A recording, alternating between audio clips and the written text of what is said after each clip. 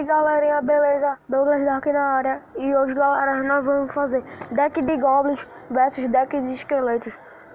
E vamos começar logo essa bagaça, Fala né? que eu tô com um deck de Goblin. E meu amigo Recalão está ajudando nessa façanha. Fala que eu tô com Goblin. E ele está com o grande deck de goblins.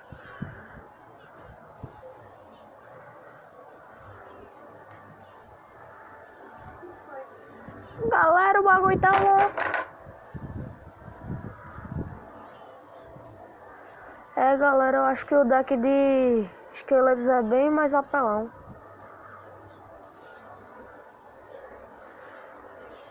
Ei, vale não, miserável. Não estava no combinado. Fela da mãe. Descarregar, né, galera?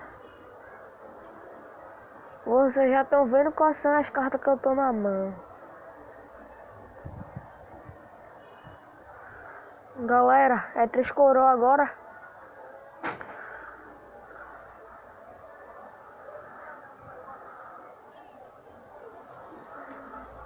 Toca mais aí? Toca. Cada vez é mais esqueleto, parceiro. Miserável. Vale não, frango nojento.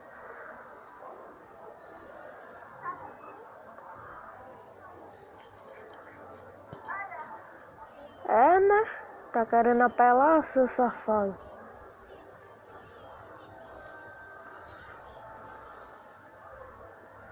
Miserável.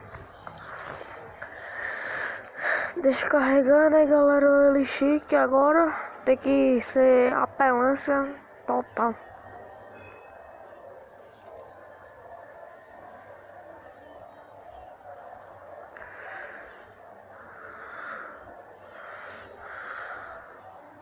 É, galera, se ferrou ele na minha mão.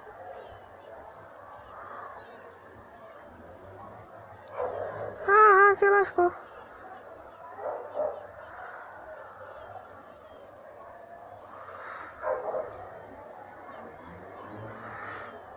É, miserável, vale não.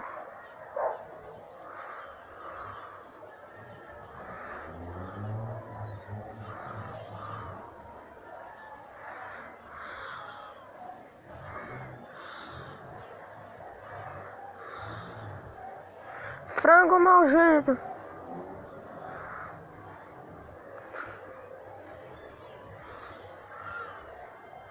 É, galera, eu acho que o deck de esqueletos é mais apelão, né? Só que esse frango tava usando veneno. Bom, galera, a parte 2 vai estar no canal do meu amigo Calman. Link na descrição.